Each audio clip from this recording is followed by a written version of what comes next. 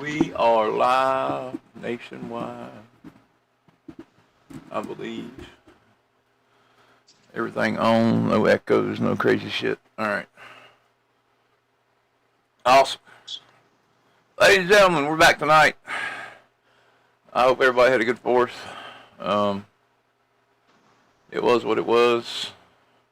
There was fireworks all over my neighborhood, and that's normally the way it is all over the town.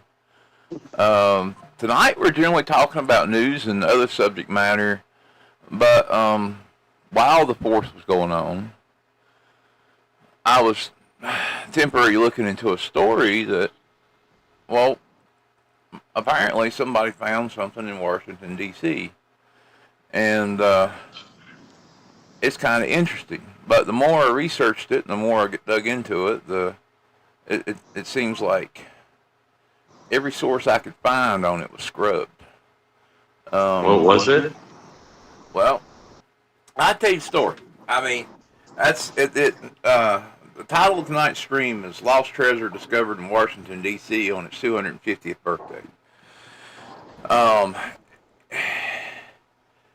I'm not 100%. They did find something, and they found it. They found it extremely. It was extremely weird the way they found it. And I guess we can lead in with that tonight because I don't know. It gave me the National Treasure vibes. You know. Yeah. Yeah, but this was different. This was like some. I don't know. You got here. Every city builds on top of itself. D.C. more than most. You dig anywhere inside the old boundary stones, you're digging into dirt. You're digging into decisions, history. Somebody's decision to bury something, to bury a story, or just to bury evidence. That's a decision was made. Washington, D.C.'s got a lot of ghosts. This one right here starts with the row house on Capitol Hill. There's a crew doing what crews do. They're tearing down an old foundation and pouring a new one. A jackhammer operator named, in this version of the story, I was told, is a man who goes by Marcus.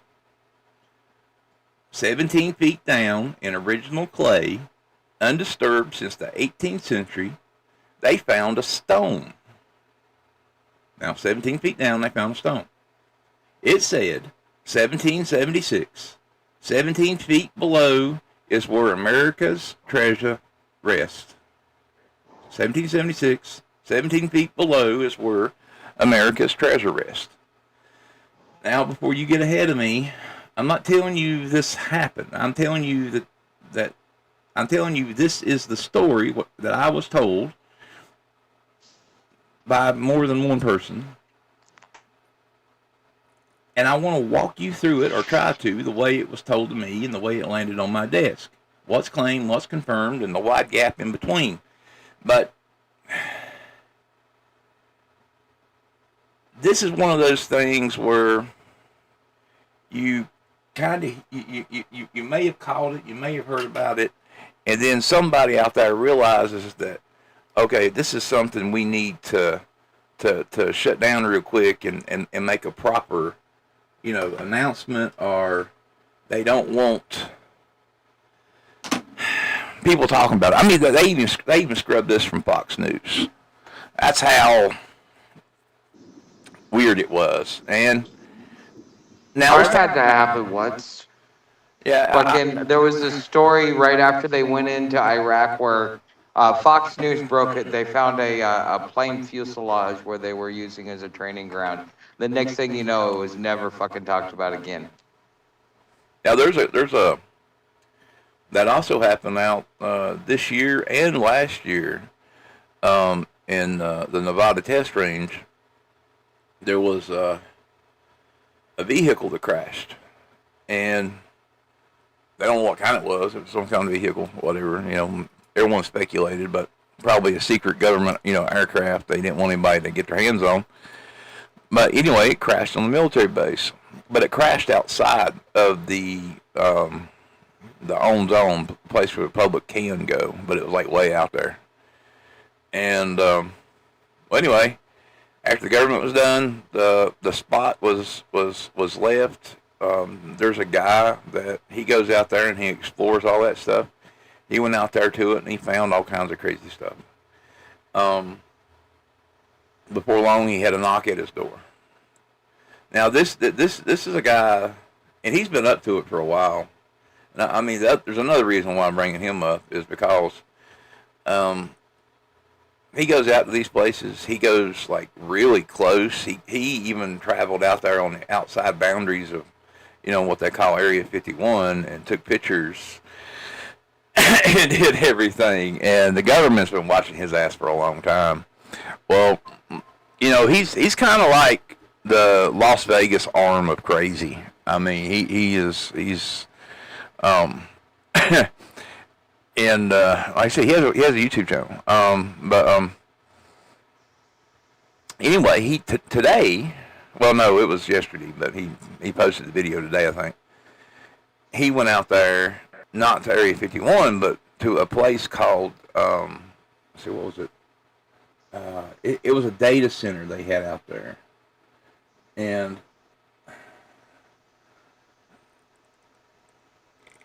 it has military police and everything else all around it. And yeah. Well, anyway, he was just out there. He was talking about it. He was talking about data centers and whatever.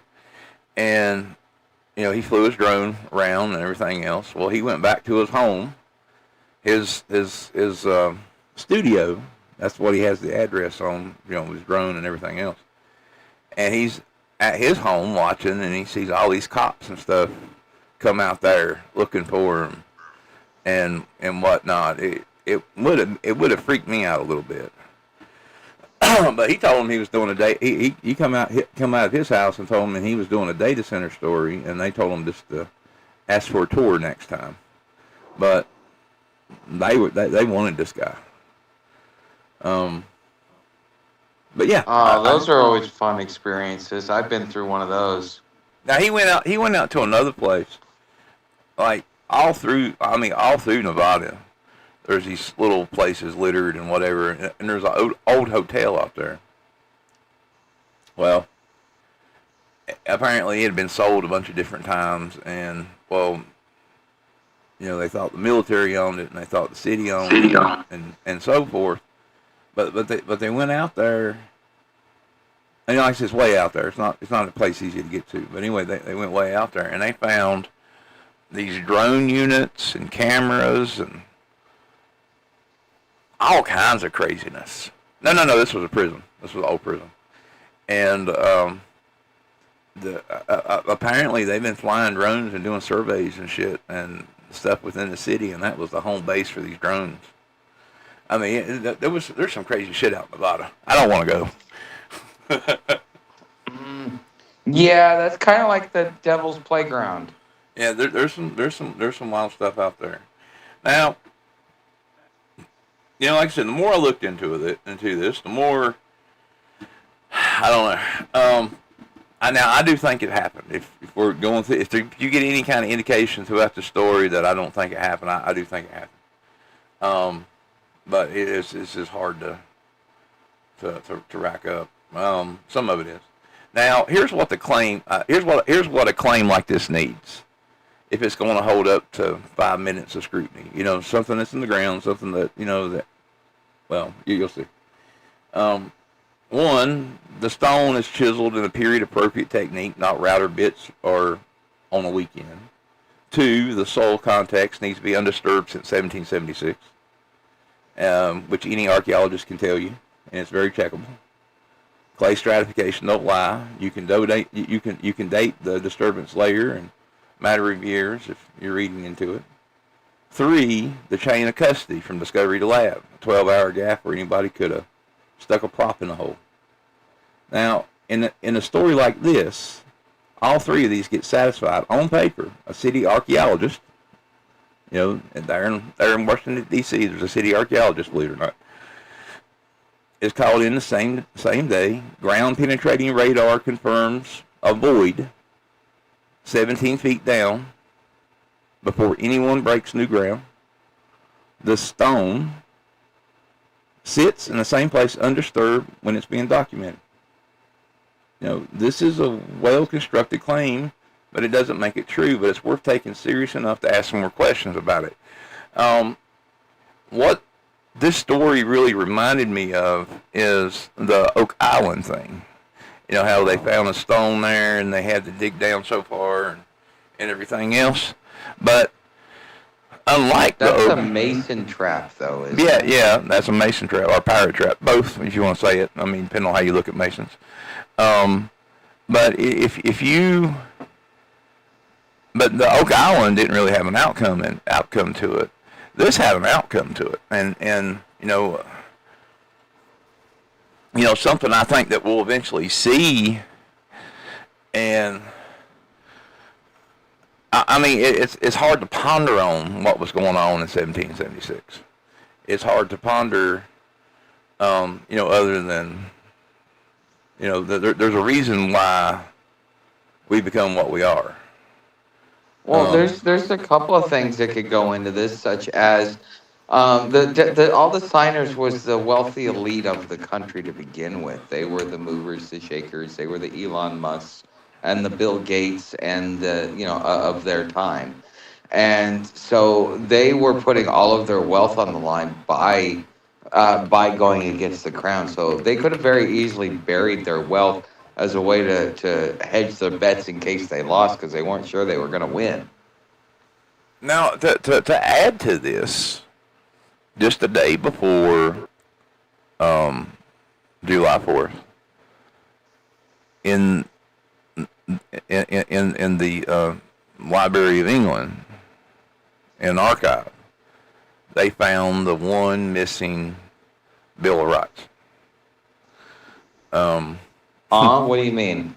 Like all right, the original Bill of Rights. Okay, there was, I don't know, like 5 or 6 originals that were in existence. Each one of the founding fathers signed them, and they signed like 6 of them, 6 or 7 of them. I can't remember. Maybe it was 8. Anyway, all of them have just about been confirmed, and there's been these missing ones out there, and we always thought they were in the United States, somewhere, some random farmhouse or some government office or some place that burnt down or whatever. But here's one that turns up in Britain. That's been there just as long as the United States has been a country. That was weird. It couldn't have been. It couldn't have been prior to 1787.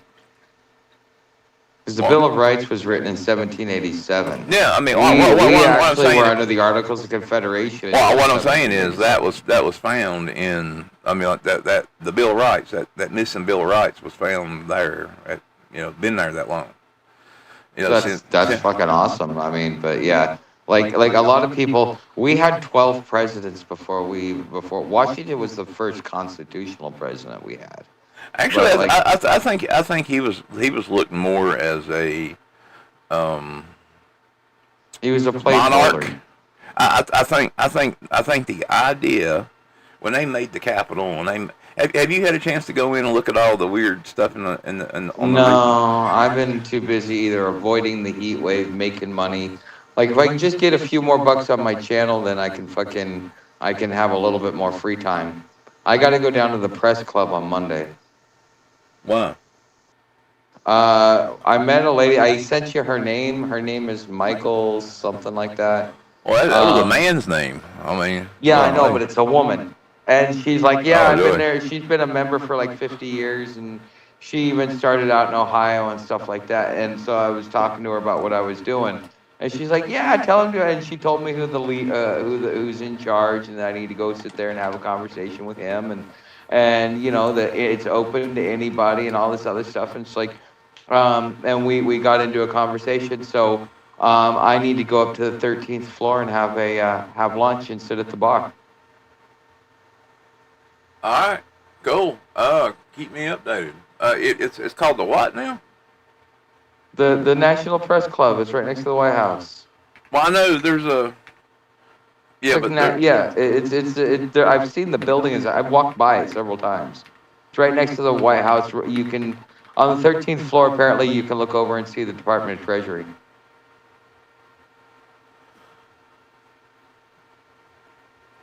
World leading professional organization of journalists. Trademark. Yep. Yeah.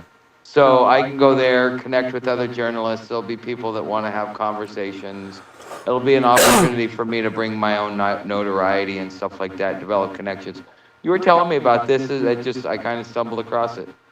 Yeah, I mean, this was what I needed you to get approved for shit. Like overseas work if you ever decide to do that. But I got to go through the press club. Yeah. Well, you have to go through somebody that has a key into one of these places. So I mean, it's kind of like okay, well, I know so and so, and they're part of that, and then they can vouch for you type thing. And normally a lot of the like press people, they just join these things so they can have like it can at least look like there's an overseer over them doing whatever. And this is kind of one of them things where a bunch of people come to a meeting hall and they have It's like a union hall. Kinda, sort of. I mean, but like they try to. You're gonna see if you ever get to sit down in there. It feel like you can't throw that out there like but they really want to bend a narrative. Like if they're trying to push something, man, you can feel it. You know it. Them motherfuckers that always say the same stuff when you hear them on the news and everything, they're members of the press club. So if I want to know what's really going on, that's the place I need to be. Yeah, and half the time listen for the opposite. Yeah. Well, it's gonna be interesting. It's probably gonna take me 3 or 4 tries to start developing contacts and stuff. But I at least with a dog and a backpack, I should attract some attention. Hopefully, good attention. Now, in the rare course of things, you will encounter people that are similar to you, that are there for the same reasons that you are. Similar to me in what way? That this is something you might that you wanted to do, and it's something you want to get into, and they might have their own reasons for doing it. Some of them might like to go over to war zones, and some of them might like to go, look at 18th century houses that are whatever, whatever it is they do wherever they are. And you'll find individuals who live a slow life, and you'll find individuals who live a very fast life. And wherever you find yourself in that category is probably where you will stick with. Like if you want to go to fucking Iraq and take pictures and interview people, them motherfuckers can make it happen. Okay, so this is Morning McDonald's. Got it. Yeah, I mean, I'm not saying this is bad. And like you have an idea. All right, you go in there. I don't do this the first time. You sound like an idiot. It sounds like you're soliciting. But this is. You go in there. You tell them. You do your thing, whatever. And once you're already, established or whatever, you will know who chief desk officers are, and like editors for papers and stuff like that. They'll talk about them. Will I be able to get work through this?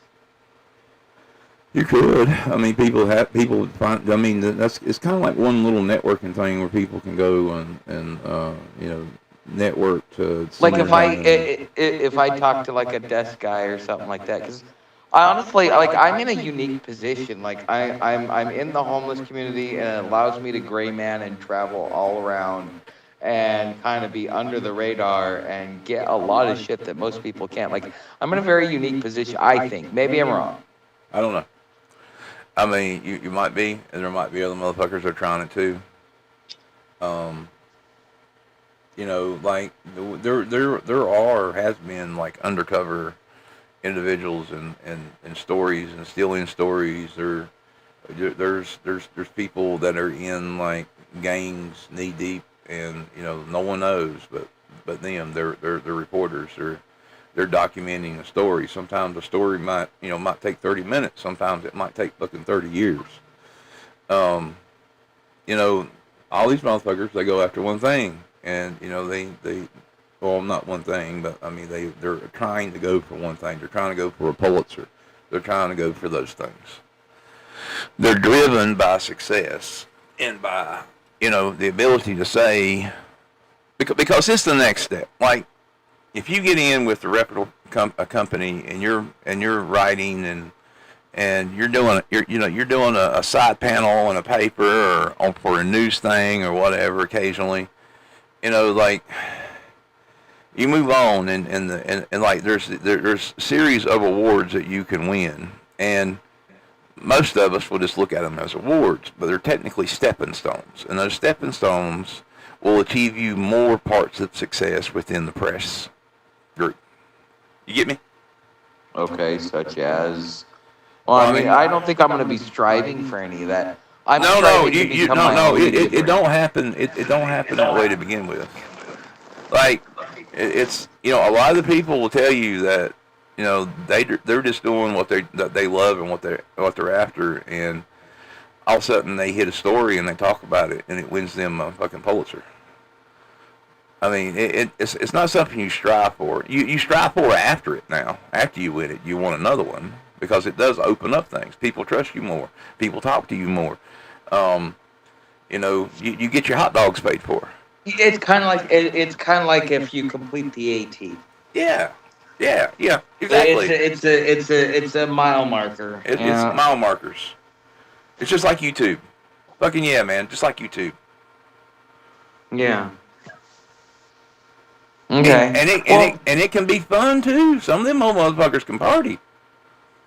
I'm more or less looking for. I guess I'm gonna have to learn how to socialize like I did in my 20s. Because now that I'm in my 40s, the last thing I want to do is go out and drink and party and shit like that. It's like, I want to be in camp at 3 o'clock and sipping my coffee. Yeah. Well, you I'm going to have to get out of that habit. You do what I used to do. I have social.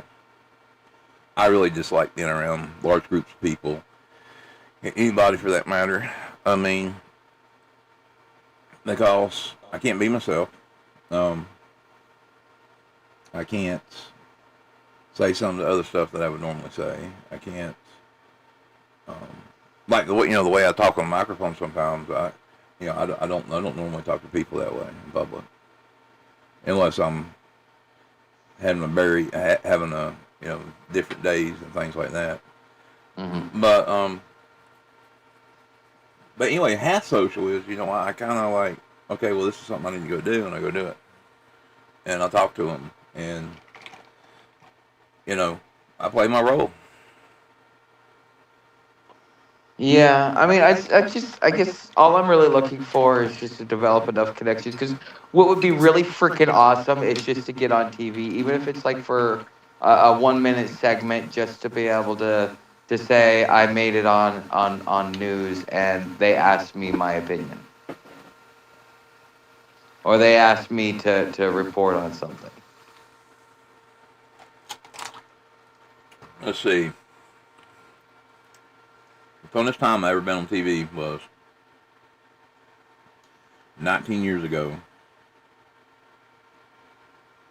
I was in Washington State. I was in Everett, Washington.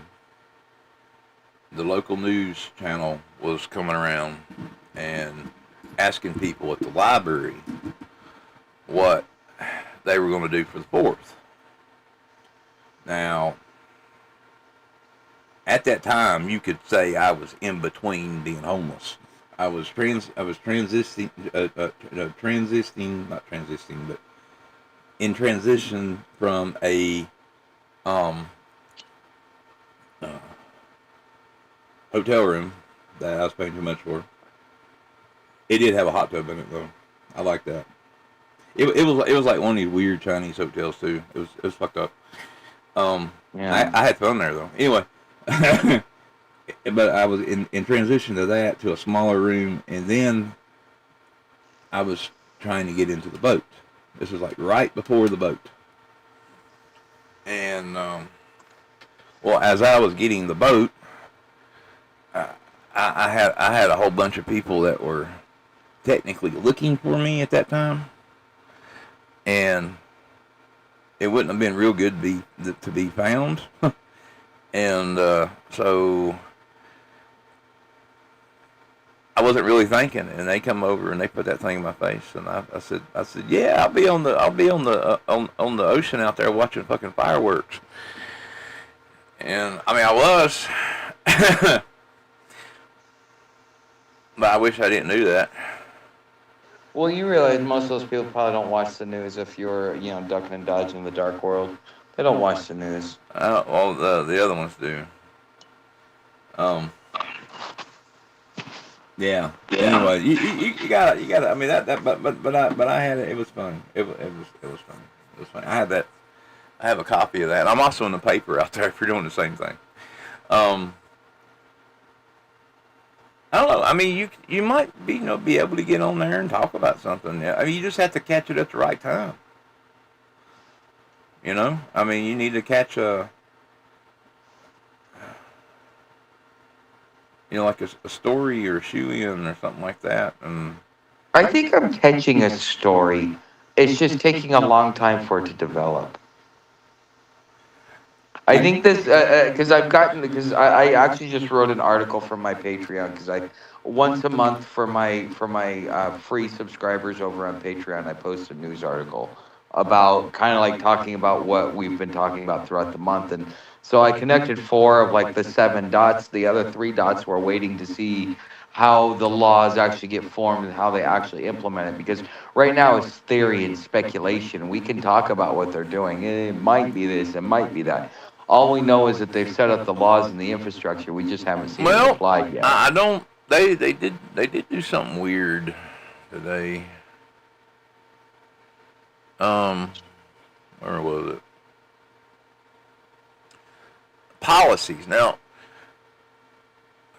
I don't know why they put that. They dropped this policy out on July 4th. What was it? I may have missed it. Oh yeah, you missed it. I mean, it wasn't something you were looking for, but it's definitely something that's going to have this weird impact. After I got to looking it up. Okay, what is it? A lot of Indian laws, big ones, got passed on July 4th. Indian as in natives, or Yeah, Indians as in Hindus? Native. HUD expands the Section 184 Indian Home Loan Guarantee Program to 356 additional counties and cities across 6 states, including states like Virginia, Georgia, Maryland, Alabama, and New York. I mean, Okay. this opens it up. Wait, hold on. What? Say the policy again. It expands. It expands the Indian Home Loan Guarantee Program. Okay, hold on. Under what treaty? Why would we be doing something like that? Why are we? What's the end game? What's the economic game for that? I don't know, but I mean, it's total forgiveness. They can get it. You can go in. The Indians can go in and get a house, literally anywhere they want to. I mean, they're not restrained to reservation. They can go anywhere they want to. So now, yeah, that's only like in the last 25 years though. Yeah, I know, but so now it's open up and they can go anywhere they want to go. They can get a loan, and it will be 100% guaranteed and paid for. I think that's fair. I mean, honestly, I do, even though they hate us and they have a right to. I think it's fair. I mean, what I'm trying to say is they can go get like a $500,000 house and say, So can foreigners. Not to be paid off like this. No, this is they're still and foreigners can't do shit anymore really. I mean it's I mean other than come visit and eat ranch and wish you can take it home, that their foreigners they don't have a lot of dig here unless they've already been here, and then they're trying to adjust that. But they also did a major overhaul of federal grant rules to tribal nations and native organizations that are being urged to weigh in before. I mean, like more things they want to change. More people are getting lots and lots of money that live in reservations and things like that. And well, I don't know if they're trying to spread that out or, but I mean, this is open. The 184, is basically open to anybody that can show they have Indian in their blood. That's the other thing. Oh, there's quite. I know some people. Hey, I got something for you. It kind of, since we're talking about the whole foreigner thing. The funny thing is like whenever I talk to foreigners, people that are not from America, and I tell them I'm a nomad, they actually understand what I'm talking about. Americans don't understand it, but foreigners do. And we were having a conversation. I was telling her my story, and I said, I made a mention to her about being foreigner. She's like, I'm not a foreigner. I'm from Central America. Now, being here in Georgetown, the epicenter of everything, that kind of rings a bell a little bit differently, doesn't it? Oh, what are you talking about? I mean, she said By Central she's America. saying that she was Central American to say that she wasn't a foreigner. Well, I mean, she might be thinking of the whole of the Americas. Well, but she's still a foreigner to America, to the United States. No. I mean, that's the reason why you see that they wearing. Like I said, that woman that you're referring to, the one that said that, she was wearing. No, you would, Bartow, you would qualify. That's what I'm trying to say. Anyway, but okay, but the woman that you were talking to, like the outfit that she was wearing, is the outfit all them people. No, not that lady. This was in a Starbucks earlier in the morning. Oh, I this thought you lady were was talking from about the other one. like Honduras or something. Oh, well, maybe they think that they're part of here. I don't know. Well, I mean, because you remember when Hardball broke the North American Union and the Amero, right? It keeps bringing back. It's like, okay, if you've got, okay, in 2009, because the free men movement was starting to take hold, the whole 14th Amendment citizen straw man argument got made. Senator Rick Santorum, Republican from Pennsylvania, goes in and goes, no, there's nothing to see here, da da da. Within 2 years, every talking head, every news article, everybody out there was talking about it as if it was old knowledge and you're kind of stupid if you didn't realize that it was true. After telling us that it was a fucking lie. It started with Glenn Beck and then went to Judge Andrew Napolitano and then just kind of snowballed from there.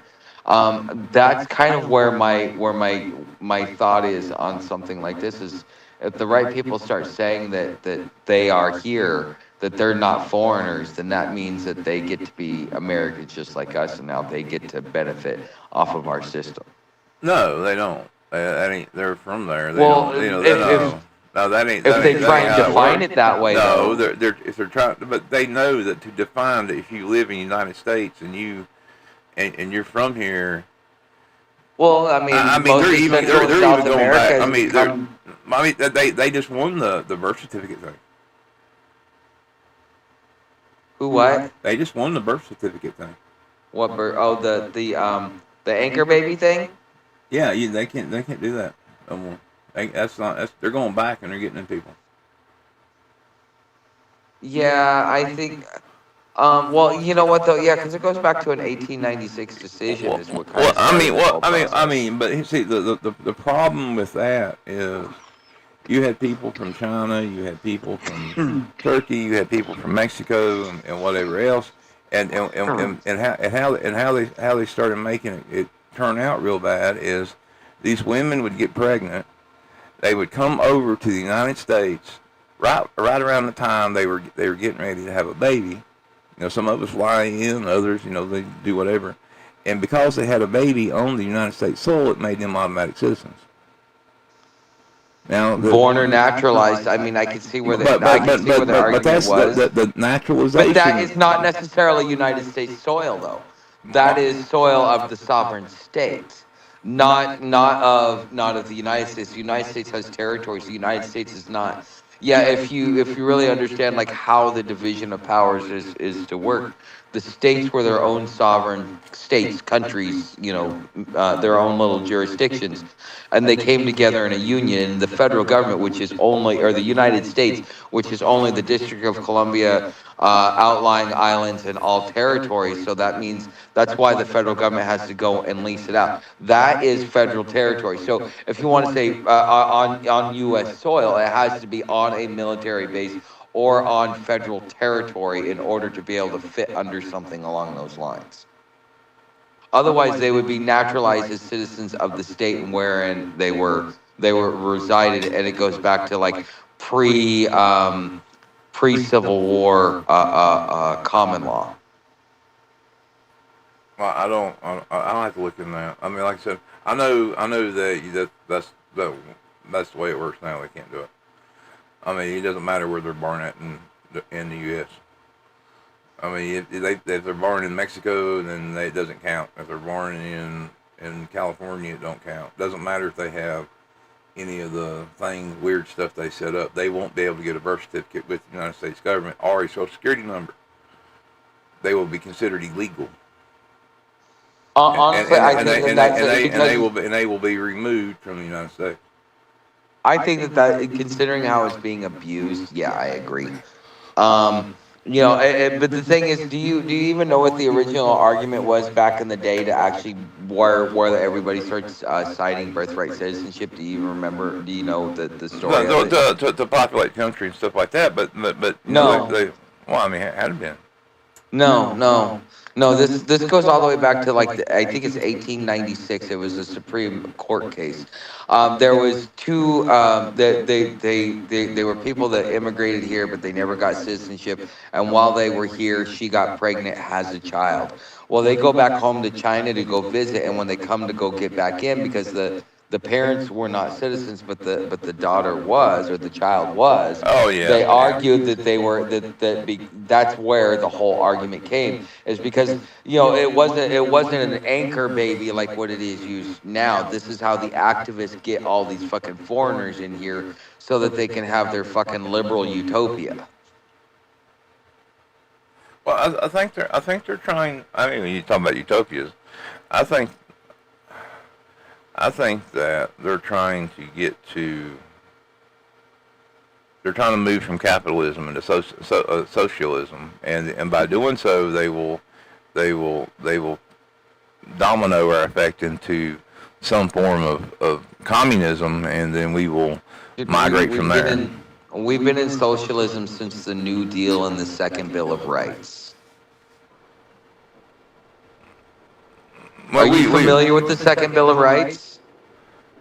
I am, but it's not coming to me. FDR. This is why you hear me bitch about certain things. Part of FDR and his New Deal was that there were certain things that you in the modern era were entitled to, such as your unemployment comes from that ideology. Your food stamps, like a lot of your social programs, like Social Security comes from that. The last piece of it was Obamacare, or the Affordable Care Act, depending upon whose butt needs to get hurt. But it just that was the final piece of FDR's New Deal, and every Democrat since FDR has been trying to implement it. That's where LBJ and the Great Society came from, is because he was trying to pull in the New Dealers. The only reason Democrats won't do it is because they feel fucking guilty. I mean, that is exactly what it is. You can't tell me otherwise. Democrats. No, they were fucking FDR. FDR was a communist, and he assisted. What was his name over in Russia and taking over? Because he threatened the fucking Canadians, and they were going to stop him. And we actually put him in. Teddy Roosevelt was the first socialist, but FDR was a communist, and he turned us into a communist organization. That's why we had a Reorganization Act at that point in time. That's where Social Security, the tax, all that infrastructure that was set up back in that time was set up between 1940 and 1950. I mean, you can look back. You can go back in the mid-30s. Yeah, let's see. When's the first time they messed with the Constitution? The original 13th Amendment actually happened. So there was, by the time the Civil War started, there was already 3 amendments to the Constitution. Okay, whenever they started the First Amendment to the Constitution, that is when they fucked it up. That is when it all started. I say I mean by heart I am a constitutionalist. Well, what's the 11th Amendment? I don't remember. Well, you got a computer. I mean, yeah, but I have to look it up. Hold on.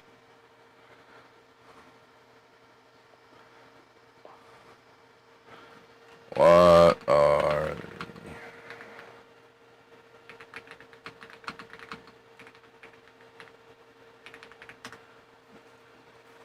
that's a garbled message there. I hope they can figure it out.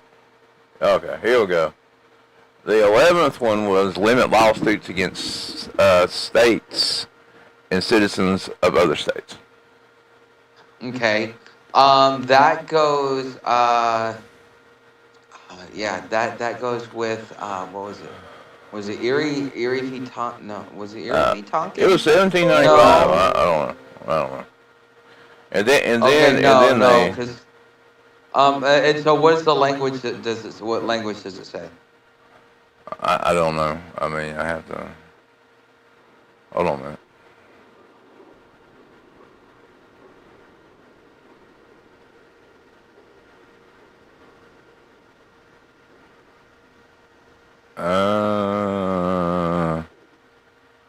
It says that.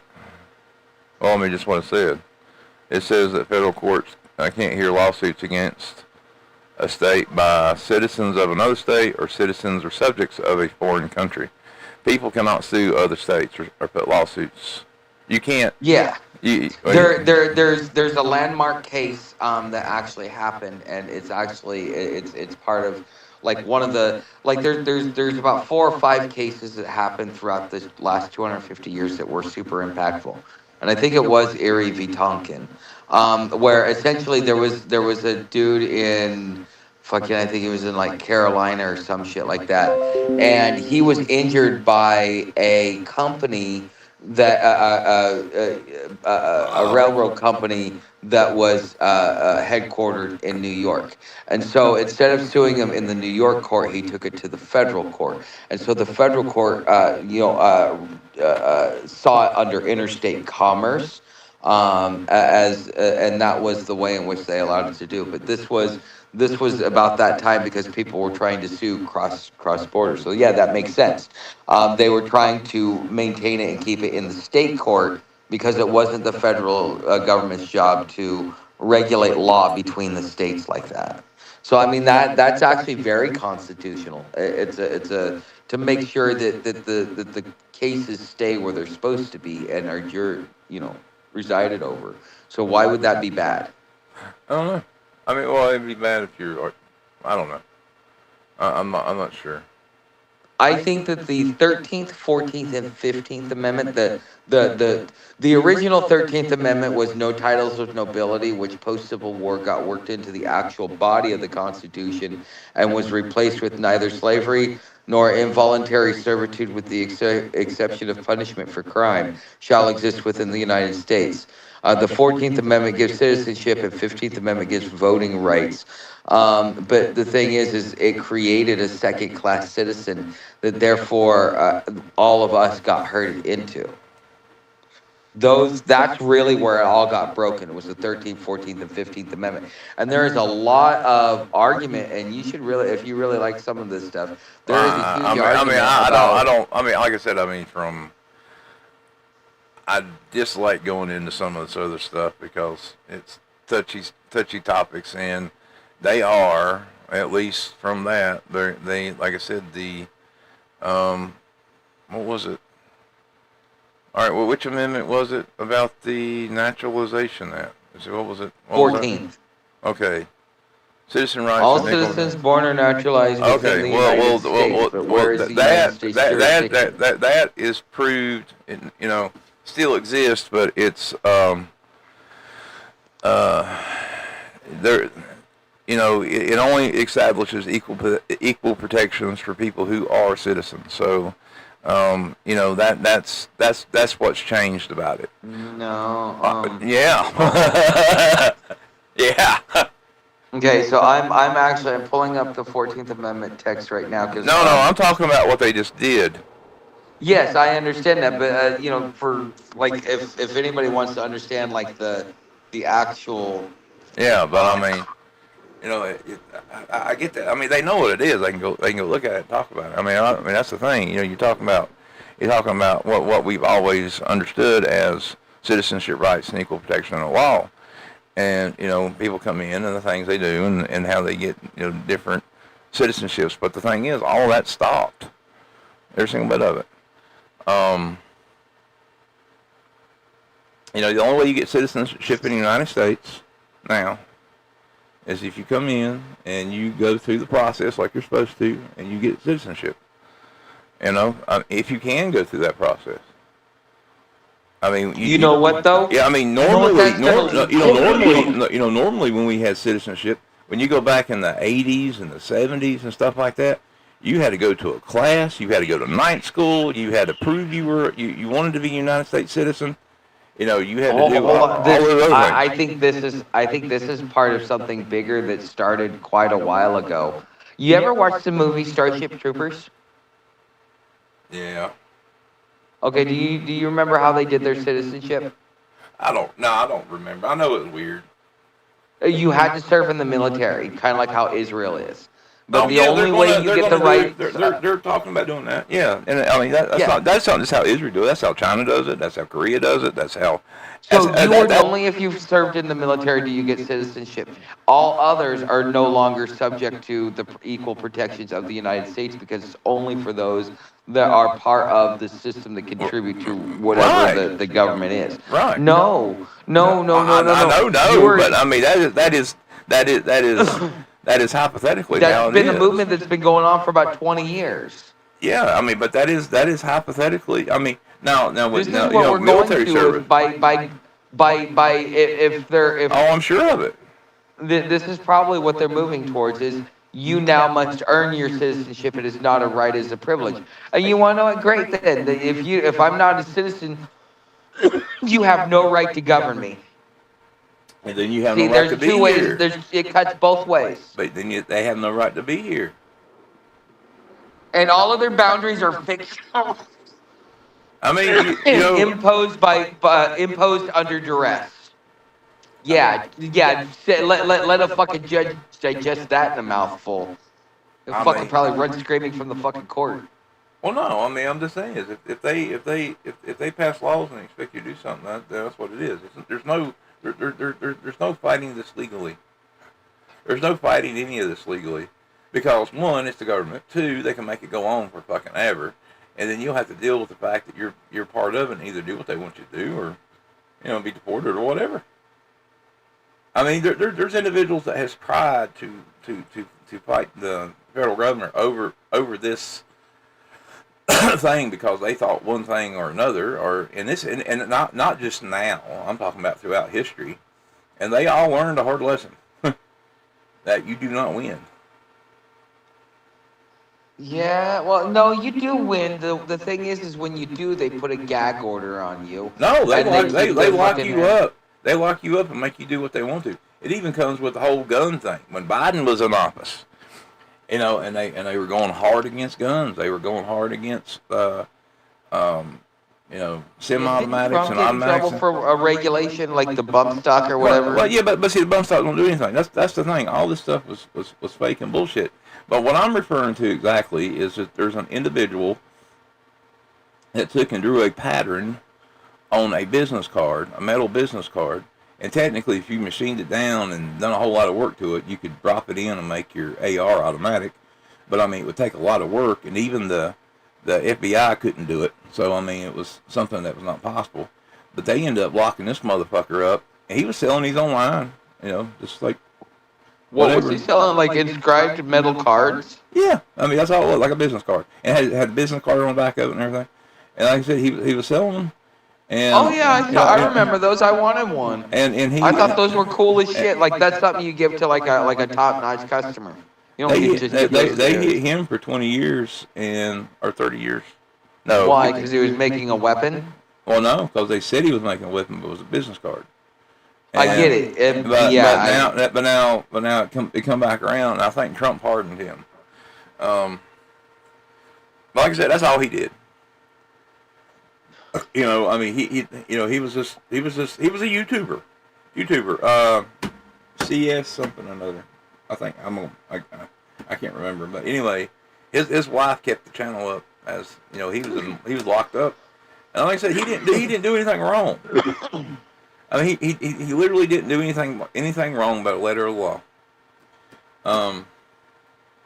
Yeah, Julian Assange's wife goes around too, doesn't she? I don't. I can't. And I know even Lee Harvey Oswald's wife did that too.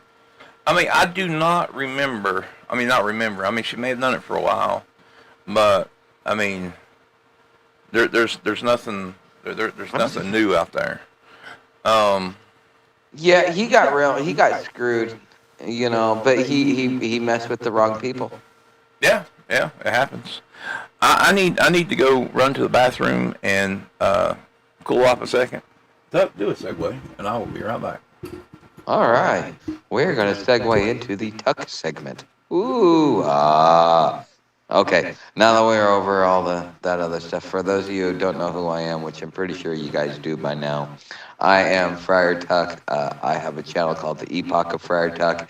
If you want to know, if you want the free article that I was talking about, because I think it's fairly interesting to watch all the pieces coming together.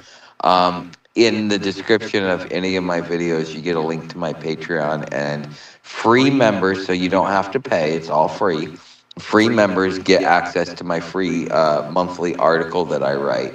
And I've been writing this last week.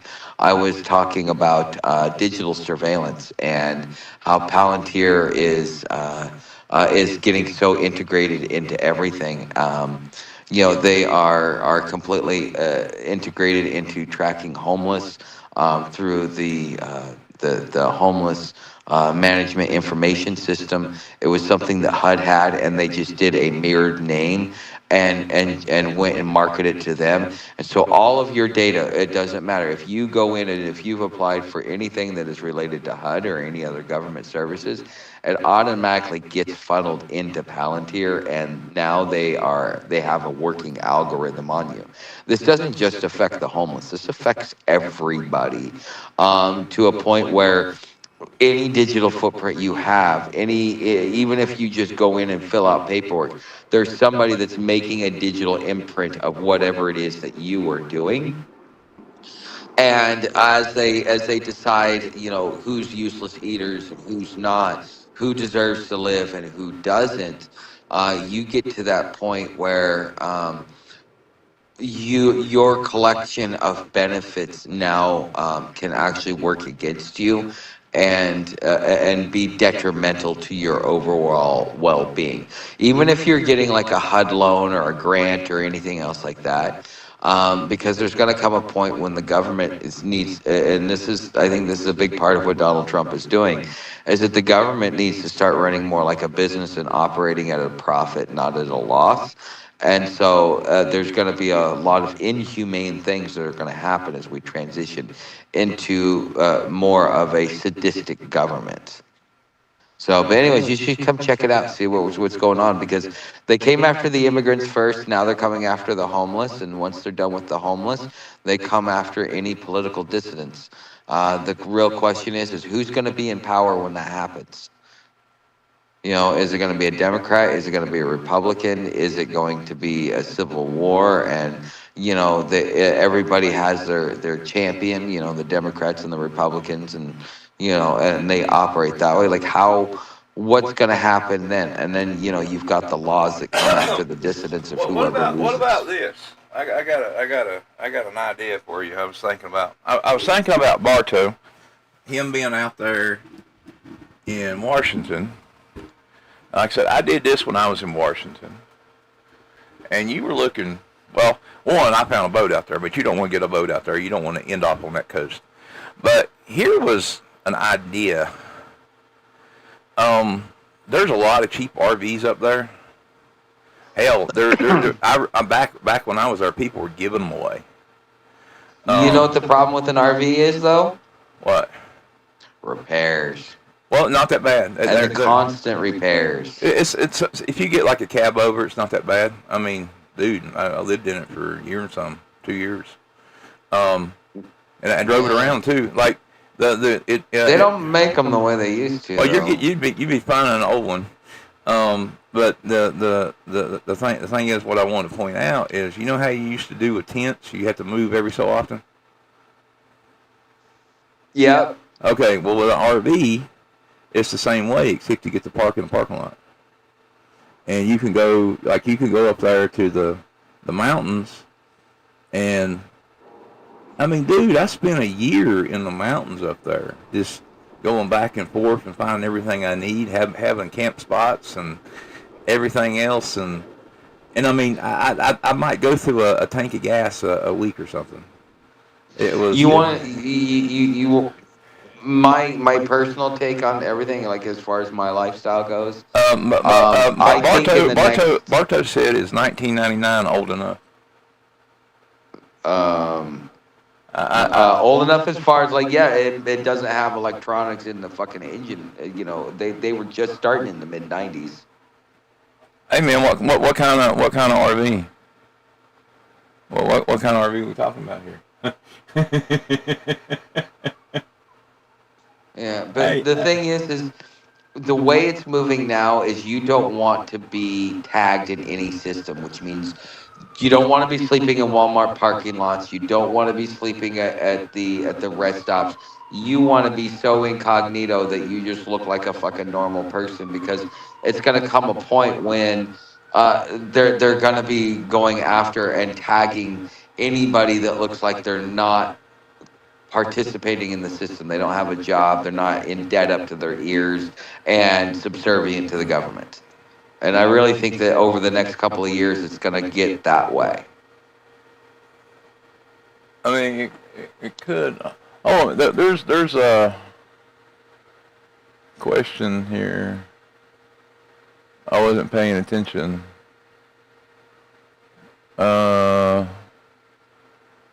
They wanted to make Washington into a god. Yes, they did. After it was, what was it? Something caught my eye. Hold on a minute. Okay, I don't know. Something you were talking about, but anyway, they said Demon Seed 1977 movie kind of stuff, or NORAD War Games 1979 closed system. Was you talking about like a computer system or something when I was outside? Yeah, I was talking about the surveillance system that's being put in through Palantir, that's being funneled all the way through DHS and all the other organizations, and how they're building the profiles on people.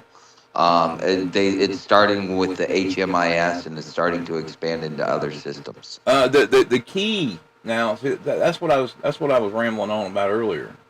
The key to all of that is this place. I was talking about this guy that, travels out to these places and got hit by the local law enforcement because he's doing a data center thing. Yeah. Hold on a minute. Where is it? Oh, by the way, guys, there's a in Parksburg, West Virginia. There's another wirehouse fire, a big one. I don't know if you've heard about it, but yeah. Anyway, this was. We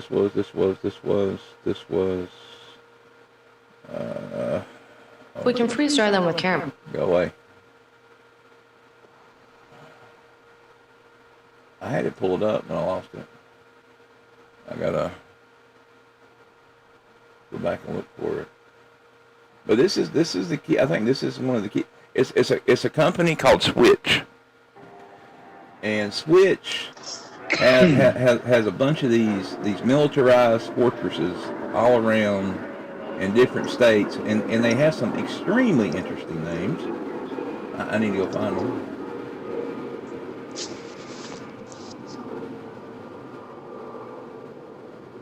Okay, they have one called. Wait a minute. Oh wait, I'm on mute. Okay. No. In the Northwest latency zone. They have a data center up there called the Citadel. And in the southwest latency zone, the one in Nevada there, it's called the core. In the one in Texas, it's called the rock. The one out here where I'm at, and where me and you are, is called the keep. And the one above us is called the pyramid. And this is hardwired into the everything. This is where everything goes through. This is what this new thing is set up as. So it's just like the U.S. proxy servers, but for AI. Yeah. I mean, they said it was a playground for AI, and I mean this is the backbone to whatever is happening and going on, and all of these are government. The core, the rock, the keep, the pyramid. I mean, they got some interesting names. They got them named up like something from Lost ABC. You know, I mean it's. Yeah, I mean, but what I'm trying to say is they're hardcore. I mean, you got guys running around with military gear and everything else, and it's a fortress to get into these places, and they're massive. I mean, you know, like millions upon millions of square feet, and they're literally self-operated. Like the one in Nevada doesn't use any power outside of the grid. It has these massive solar panels and stuff that it pulls power. They invented a whole new form of AI cooling and everything else. I mean, there's some serious hardcore shit going on here. Dude, we don't even know the fucking frontier shit because they won't let us fucking see it. You know, Fable 5 finally came out. Yeah, I But told you. it's so throttled back, and it wasn't much better than 4.8 Opus. You know, so like we're not even getting to see the full thing. Like the whole thing about Fable 5 is it was supposed to run an order of operations and create a final product for you. It does it, but not nearly the way the original Fable 5 was designed. Yeah, I know. I watched a guy on. There was a guy that likes to take the AI and have them build games and stuff and compare them to like whatever. And when it first come out, he asked it to write code for Minecraft. Minecraft's a game we know. My son plays it all the time. I get on there and I start building stupid shit. But the you know comparison the first time it come out, I mean it built a 1-for-1 code. I mean it was perfect. And the second time it come out, it was close, but not the way it did the build. So, you know, he was able to compare them, and so there is some definite throttling or something going on there. Yeah. And depending upon what time of day you use it, Well, you're getting low, medium, or high. Yeah, but this guy's like one of those super paid subscriber or whatever you call it. He pays the extra, he gets the tokens and stuff. Yeah. Fucking, dude, you know, apparently companies now are bragging about how much they're spending on AI. Like it's become a thing. I mean, I'm really getting tired of people talking about you know, the AI bubble's going to pop. All right. Oh, it ain't even started yet. Well, no, it's not going to pop. It's not going to pop for a very long time. It's not nothing that's going to happen the way they think. They think it's going to be like the stock market pop or the tech whatever. Well, they think that there's going to be a ceiling. Well, what they're saying is we started off in research and then we started building. Now we're back in the research phase to move on to the next level. Well, I mean, there's not going to be a pop if we have another country that's competing against us. I mean, that's just like saying when the Cold War started, the Cold War was going to pop, but it took how long to finish out? That's because another country was fighting us against it, making us use money and stuff like that. This is considered a weapon of war, just like nukes, and they're going to continue building and making and whatever else, and there is no pop. Yeah, I think if there is a pop, it won't be for 50 or 100 years. Yeah. I mean, I can say that. I can I think agree with that. I think there'll be lulls and plateaus, but I don't think it'll actually fully pop. Oh yeah, there'll Because be this walls and year, plateaus, and people, will fuss and moan and bitch about different aspects of it. I mean, I've adopted. I pay $20 a month for Claude Pro. I just paid for it, and you know what? It's a good investment. It has made me just in the assistance of what it's done, it has made me an extra I don't know $1,000 so far, Oh just yeah, in I mean, like it makes six you money. weeks. It Well, definitely well, makes you money. when I did the $500 fucking AI challenge, I couldn't get shit going. But the thing is I was doing the stupid shit that these other guys were doing, and I didn't realize what I was doing. Like, if you really want to do a $500 AI challenge, have it take whatever it is that you're doing, and fucking see if you can increase your revenue by $500 using as something you've already got set up. See, that's where the AI challenge really should be, and then I think that will get people to adopt it more. But people trying to do this whole get rich quick shit for fucking, yeah, look what I did. I made like $10,000 in like 60 days on using AI because they just ran a bot.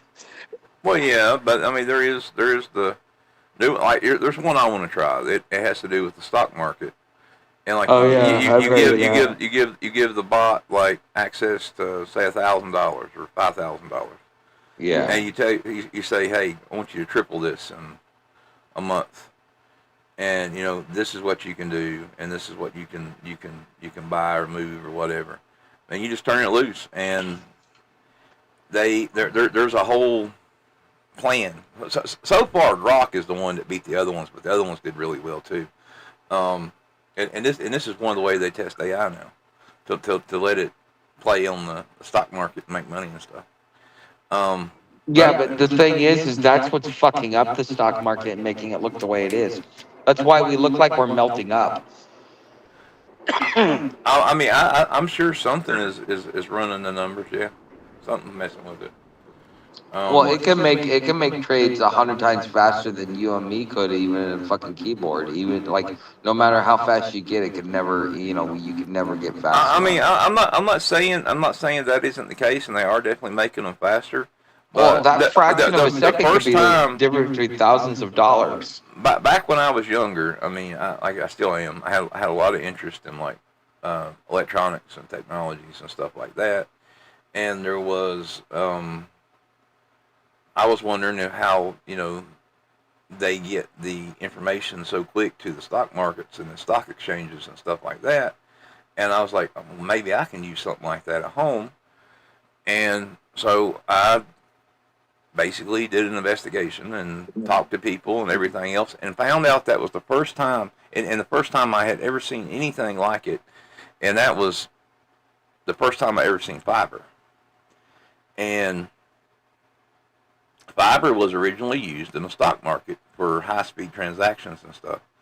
And there was people that could just put them in, put them in, put them in, put them in, put them in, put them in. Like they'll be sitting in one exchange and it would go to another. Because you can't. I mean, there's like less than a measurable second of data between exchanges to the main stock exchange. I mean, that is how quick it is. It's wild. Now imagine amplifying that with AI. Oh yeah, yeah. I mean, but I think once you get past a certain speed threshold, you're lined more heavily into Well, no, suspicion and guesswork and stuff like that because hold on, no. The AI, because it's the slow adoption, those that are early adopters are going to be the ones that make a lot of money really quick. But and once it all evens out, it'll be able to even it out. But right now, you have a competitive advantage because there's a lot of resistance. I mean, you're someone that doesn't care much about money, or you don't. Well, I mean, you just have more than you need. If you're willing to sit there and give AI some bot somebody created or whatever, some bot, $1 million, $2 million, and say, here, have fun. I mean, that's wild to me. Yeah, I mean, here, you have full access to it. You can go buy anything and sell anything you want. As long as it's legal. Here you go. I mean, they even have these systems now where these AI things are running businesses for people and things. I mean, their own businesses. So what do you think of Project Venus? Well, what is Project Venus? Or the Venus Project? Well, that thing we was talking about, like way back. Long time ago, yeah. Because I mean, this is exactly where we're going. A peach will be worth money. It will not be. Are they saying that now? The Project Venus. I mean, I'm sure we talked about it. I got to remember though. Yeah. But You went and read it off the website and everything. Did I say why they called it Project Venus? No, I don't remember.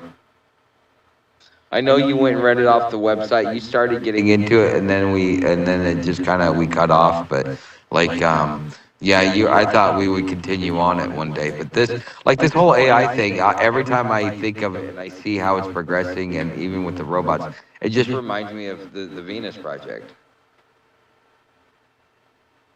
I mean, it could be. I mean, it very well could be. I mean, and I'm sure that you got to think about it in a sense that these projects and stuff like that, of course, that one's still active. But, I'm sure they have their hands in everything. And, you have one group that has an idea how society is, and then you have another group that wants to see something implemented into that society. Like, you have for example, you'd have the Venus, and then you would have the stuff that the IDF wants to do, and all of this stuff. They have a plan for a society, and it might very well be that. I think we have to. This next world war that we go into has to be the last war. Has to be. We cannot evolve or progress as a species or even make it off this planet unless we fucking learn to get along or come under a centralized government, which therefore ends world wars and creates regional skirmishes like, what was it, Command and Conquer? Oh. Well, I mean, it will continue. I mean, that's what Russia would default into if they ever have like one big war. You'd have a bunch of like interconnected like wars and things like that, and there'll be a bunch of different tyrants with missiles. I mean, the United States could be the same way. Don't get me wrong. Moving back to the chamber, I think we'll do. Well, we're going to remind me in the morning, and we'll do a breakdown on Project Venus. Let's see what else we can dig into it. Okay, I got a busy day tomorrow, but I'll try and send you something for it. Yeah, I mean, I just need it in my head when I wake up. That way, I know to work on it, so I don't get distracted in something else. Because tomorrow is Monday, so I don't know. But anyway, I'm looking forward to it. Yeah. But going back to what they found, never really got down to the chamber yet. This whatever. 17 feet, is not a random number. The plaque said 17 feet down. If you know anything about how the 18th century builders thought, it is below the frost line, below the casual digging, below where a farmer clearing the field or a soldier digging a foxhole would ever land. 17 feet is a number chosen by somebody who expected this ground to be on top of it again and again for a very long time, and who wanted whatever was down there to outlast every single structure that was poured above it. They didn't want anybody to find this, and it doesn't make any sense to me why they would. Well, anyway, what they find in the account that I was told is a brick-lined chamber. It was dry, lime mortar, unbroken, inside a strong box, and a set of documents wrapped in oilskin that somehow survived 250 years in a hole in the ground. That's the part that I keep circling around. Oilcloth. Well, these guys were pretty good at preservation back then. You got to realize, like, we've lost a lot of knowledge over the last 150 years. Maybe, but that's what I go into here. Oilcloth doesn't survive 2.5 centuries of any moisture, on it.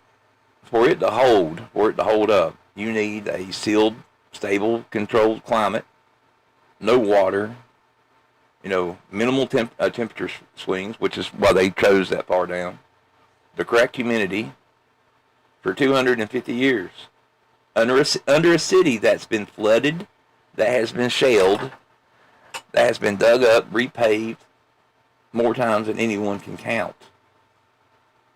This is not impossible, and with the sealed brick vaults, and the right geology, that this can be done.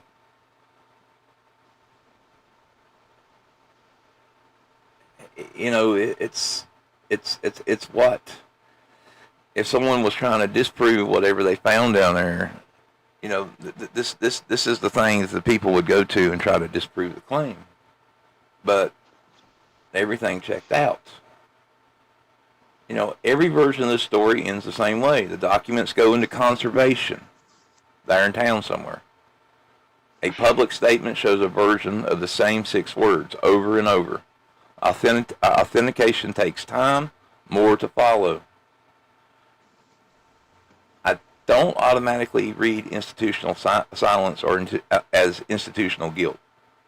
Conservation of 250-year-old papers actually does take time, to be stabled and so forth, and turn pages without losing it. They have to give us a cliffhanger. What's on the documents? Like, what makes them so important? Like, what was being preserved? That's what I don't understand. I can't find anything about it except it was apparently some very important shit. And right now, I don't know what's in a strong box. I got pillows out. I got people asking questions, but no one wants to answer them. And nobody outside a very short list of names knows what was in that box, other than those oilskin things and what they say. They read them. They looked at them. So I don't know. All I know is they found something, and they found something big, and then they scrubbed it from the internet. I mean, and to beat all, they found it on America's birthday. But really, they found it yesterday? Yeah, they found it yesterday. They found it yesterday morning. Oh, okay. So it really even hasn't had a chance to disseminate. Mm-mm. No, like I said, it just kind of got. It's a UFO. No, I mean, it was a balloon. No, it's definitely not a UFO. I mean, it's something. It's a balloon. I swear. It's something our founding fathers wanted us to know. Now I go back. What happened? Are you sure? I mean, it seems like it. I mean, that's when. Like I said, they could have been just like trying to save their fortunes from the British if the fucking British won.